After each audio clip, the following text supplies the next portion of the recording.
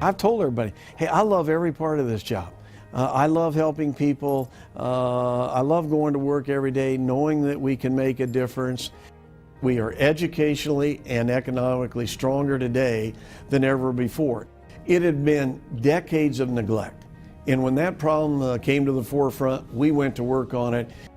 I mean, we've dealt with fires, with ice jams, with flooding, with tornadoes. I think the most important role for the governor is to show you care. For 10 years, Nebraska has been under the leadership of the same man. Dave Heineman is the longest-serving governor in Nebraska history. In 2004, Governor Mike Johans was chosen to be the Secretary of Agriculture, and Heineman, serving as Lieutenant Governor, took over the reins. Since then, he's led the state through good times and challenges, plus his fair share of natural disasters. I was able to sit down with the governor to talk about his tenure and what he thinks is the legacy he leaves behind. Everything was on the table as he reflected back on the past decade. We begin with some of his biggest accomplishments. You have an incredible opportunity to do some really good things for the people in Nebraska, and I'm very proud of the fact that we've done that. We're stronger economically today and educationally than when I took over, and those are the two most important issues for the people of Nebraska. They were his priorities on day one. A decade later, Governor Dave Heineman says boosting Nebraska's economy and striving for excellence in education are still the most important things. Let's start with the economy. 07, I believe, biggest tax cut we've had in generations. I guess talk a little bit about why we decided to go that route. Well, we actually even started in 2006 when we modernized our Nebraska Incentive Program, our economic development programs. And then in 2007, you're right, we passed the largest tax relief package in the history of the state. We followed it up last year with the second largest. The reason that's so important, David, is that's what allows us to create jobs, more jobs, better jobs, to keep our young people in the state. And you've got to have a good tax climate today to be able to compete, because we compete worldwide, not just in the Midwest, not just domestically, all over the world. And that was one area where Nebraska wasn't doing as well as it should have. So I'm really proud of the fact we have a better tax climate today than we've ever had, and yet I would tell you there's still more work to be done. One of the things I think a lot of people will remember about the last 10 years is that you led us through for the country what was a very lean period, and it got lean here, but boy did we look a lot healthier than a lot of other folks with the reserve that we had. Was that a moment of pride for you, being able to sail this ship through less troubled waters than other states? It was a moment of pride, and it reflected what we stand for here in Nebraska. I've often said this: we believe in a fundamental financial concept that everybody else forgot about. We don't spend money we don't have. The people of Nebraska had to tighten their belts during those time frames, and they expected us to do it in state government. And we were able to do it in a way that we had a cash reserve. We used a portion of it for that. We kept our focus on education. We didn't cut our education budget. And we realized that if we could get through the troubled times in good shape, we'd be in a position to grow exponentially when we came out of it. And that's exactly what happened. The growth that we've had since then has been remarkable and phenomenal. And again, particularly when you look at we're now the #1 cattle feeding state in America, but we're also an insurance industry leader, we're a financial leader, smart manufacturing, transportation, the list goes on, and our technology sector is really growing at a very significant rate. One of the other areas that showed significant growth under Heineman's guidance is agriculture, the backbone of the state.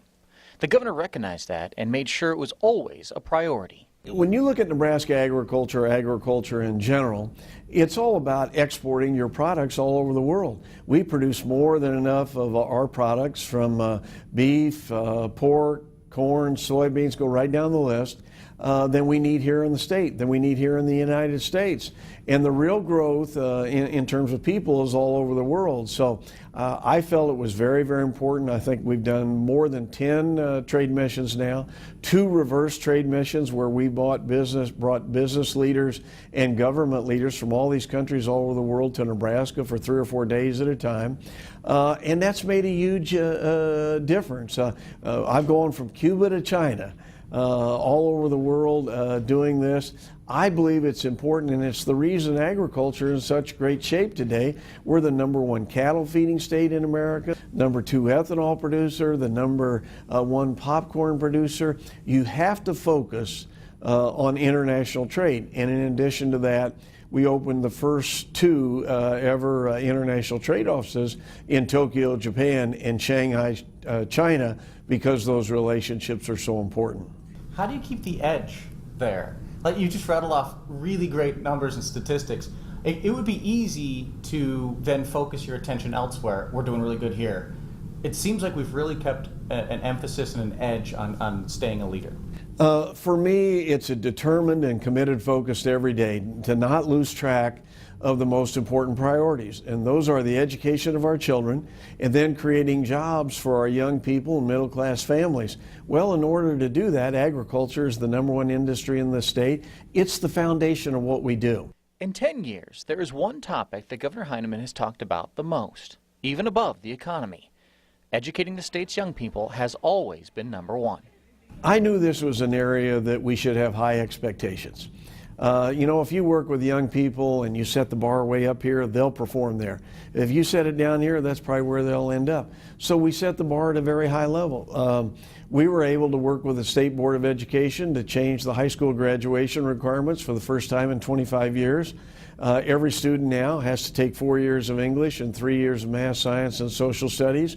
We worked with the legislature to go to statewide testing so we could compare schools to put a greater focus on academic achievement and academic improvement. We now have a nearly 90% high school graduation rate, second best, maybe even first best now in America. A top 10 college going rate, because I've often said, and it happened to me personally, opportunity comes through a great education, and that's what I received here in Nebraska. And so if we can give every kid, regardless of their background, black or white, Hispanic, rich or poor, no matter what their background, we give them a great education, then they'll have the opportunity of a lifetime to do whatever they want and to be whatever they want. His priorities and leadership have made Heineman one of the most liked public officials in the state and even the country. He's earned the respect and trust of voters and even his biggest opponents, and his approval rating in office has consistently remained high. Why do people like you?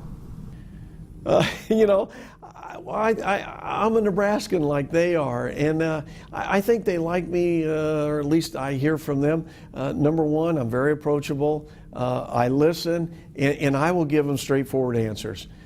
Governor Heineman has consistently had a high approval rating throughout his time in office, and many analysts believe he'll be remembered favorably and that Nebraska prospered under his leadership. But you can't lead an entire state for as long as Heineman did without some tough times and some controversial decisions.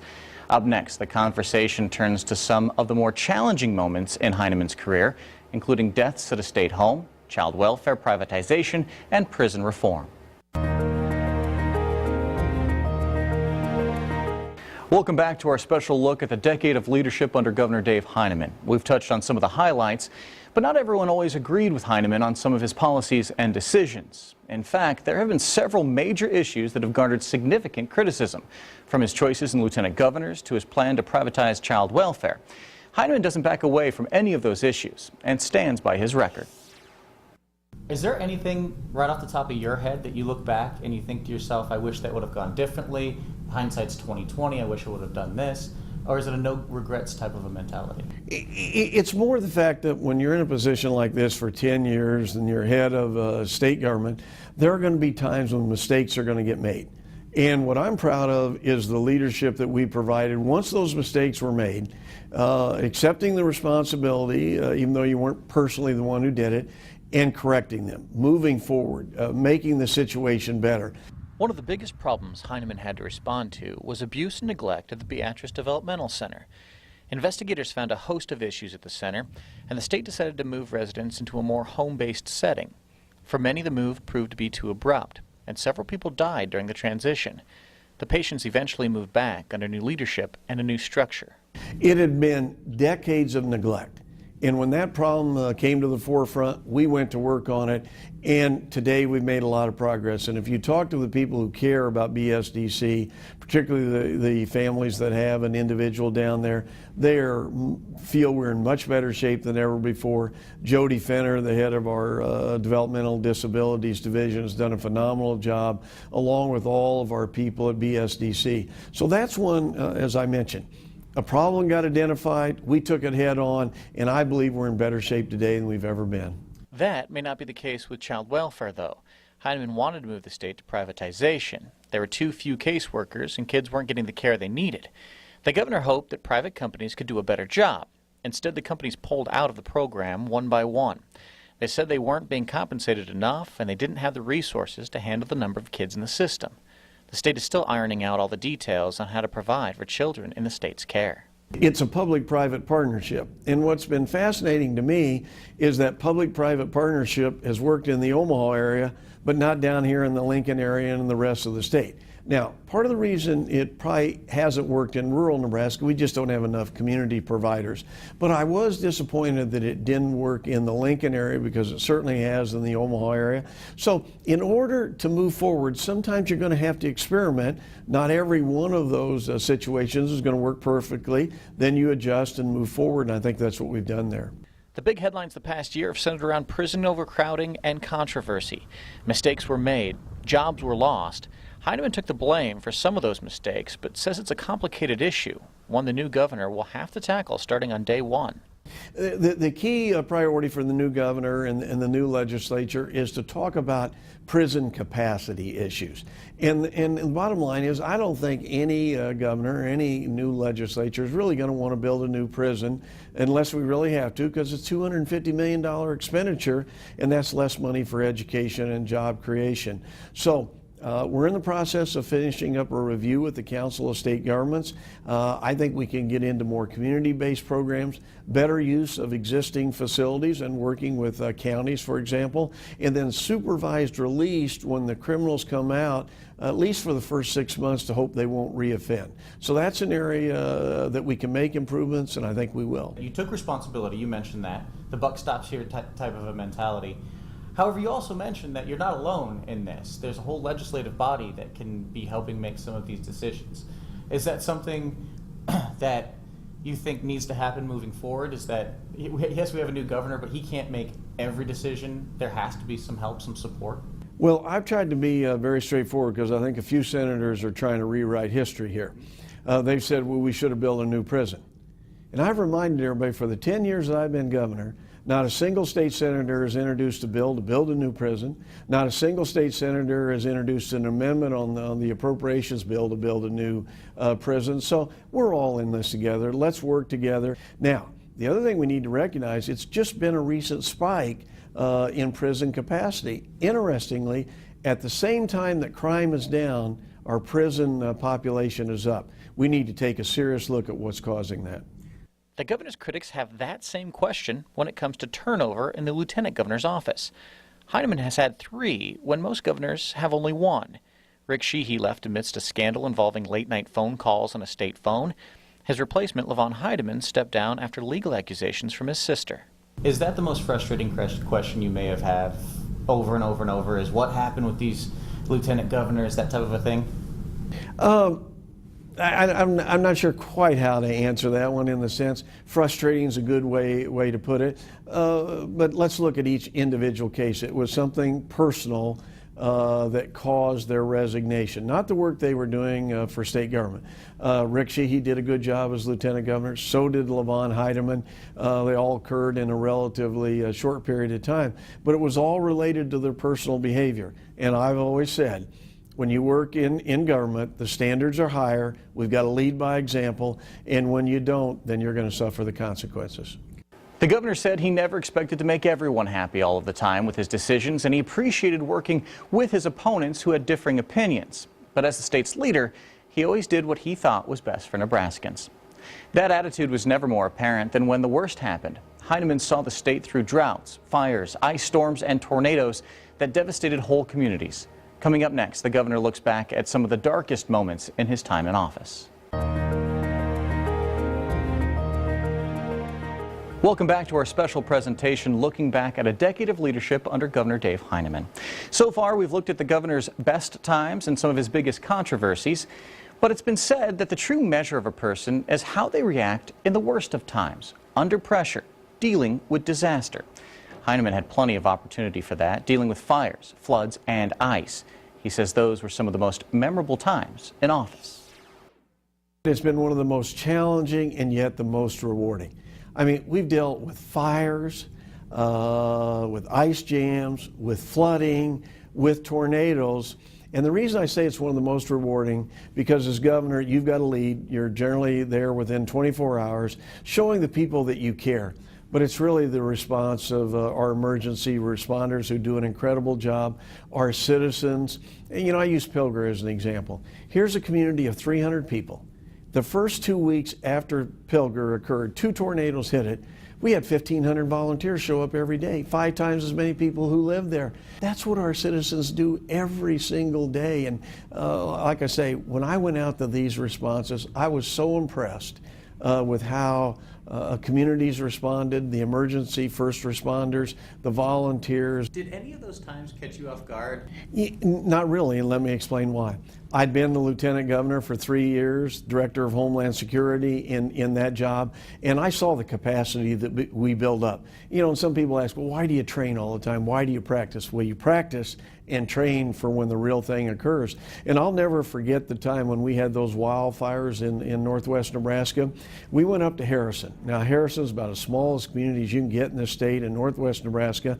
Federal firefighters were in that day, and we walked into the room, and the local volunteer fire chief didn't exactly look like the guy really in charge, got up to start to brief everybody. And I know those federal guys thought, well, this guy doesn't even know what he's talking about.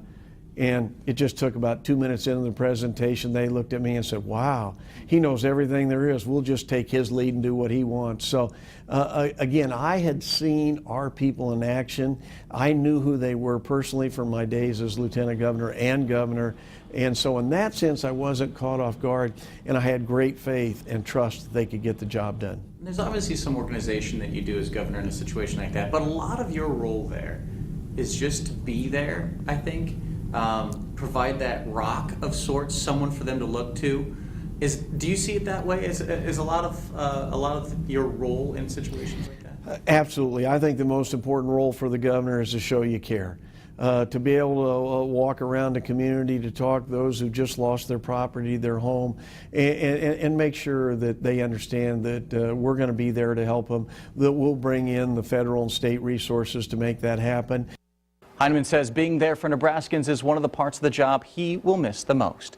And that's the next topic coming up next. After 10 years as governor, what will Dave Heineman miss? What is he looking forward to? And what's next for him and his family as they move out of the residence they've called home for so long?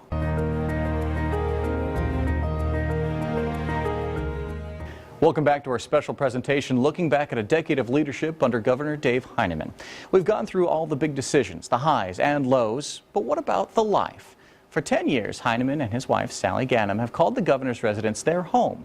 For 10 years, much of their life has been lived in the public's eye. Heineman says it will be quite a change moving forward. You know, I tell people all the time, I love being the governor of this state, and every day I wake up, I'm excited about what I can do for the state. I knew what I was getting into. I knew what this job was all about, and I knew the opportunity to do some really good things. That first month off, are you going to be in sweatpants, blue jeans, and grow a mountain man beard? Are you just going to just relax for a while? Everything except grow the beard. That'd probably take me 20 years to do that. But no, you know, we're going to relax. We're going to move back to our home in Fremont and, relax for a while and then figure out what's the next chapter and how we can help this state. Well, you brought it up, the next chapter. Is there a plan for Dave Heineman after Governor Dave Heineman is put away? I know there's a plan. I just don't know what it is yet. This job is so time-consuming and you need to be focused every day that I've not given that much thought yet, and I really don't want to until I leave here. I want to finish strong, and then we'll sit down and reflect on what other opportunities are there. For 10 years, Dave Heineman has called the governor's residence home. It's been an honor and a responsibility, one he says he never took lightly and will never forget. But he hasn't been alone. His wife has also shared what she calls the people's house for a decade. It's been quite an honor and feel very humbled that we've been able to be good stewards of this beautiful home. And so I've had a lot of fun with promoting the house and certainly opening it up for citizens to view. As for leaving, Sally says she's looking forward to the change. At least we'll have some downtime that will definitely be able to reinvent each other and relearn each other again and in a different way, so it should be a lot of fun. Heineman says he agrees. There'll be things he'll miss and some he won't. It'll be nice that I won't have to check with a state trooper before I decide to go somewhere, that I can just do it myself, because it's hard to be spontaneous in this job. But, you know, hey, I'm looking forward to that. And, you know, like we've talked, the biggest challenge is going to be for Snickers, our dog. This is the only house he's ever known, and so he's going to have to get used to a new home. Heineman said he wouldn't give up any of his time in office. He's loved every minute working for Nebraskans. Governor-elect Pete Ricketts is set to take over. He has some big shoes to fill, but he also needs to forge his own path. And that was Heineman's advice. Do what he thinks is best for Nebraskans. Only time will tell what the next era has in store for the state. Odds are, though, that Dave Heineman will hold his title as longest-serving governor in Nebraska history, maybe forever. Thank you for joining us tonight for our special look back at the last 10 years and the legacy Dave Heineman has left on Nebraska. Good night.